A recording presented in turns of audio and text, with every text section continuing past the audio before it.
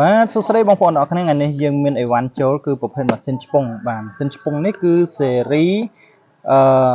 ឆាចបាទស៊េរីឆាចបាទនេះថាមានថ្មស្រាប់ហើយយើងសាកថ្មហើយយើងដកយកមកប្រើដូចទូរស័ព្ទអញ្ចឹងអានេះមានពីរពណ៌ណាបងប្អូនណានេះមាន pink ហើយនិង white ពណ៌ផ្កាឈូកហើយនិងពណ៌សហើយឥឡូវនេះយើងចូល stock បានមួយចំនួនហើយស៊េរីនេះគឺថ្មធំបងប្អូនណាថ្មធំឆ្នាំងសាករបស់វាយើងប្រើ Type C គេថា one key use នេះ Type C ហើយមុខ3.7 អូខេឮសំឡេងតិច low noise អញ្ចឹងប្រភេទនេះគឺមានឈុតរបស់វាមានពងដាក់ម៉ាស់ចំោះហ្នឹងពងស្រួចហើយប៊ូតុងចុចមានតែមួយទេអញ្ចឹងអានេះគឺប្រើងាយស្រួល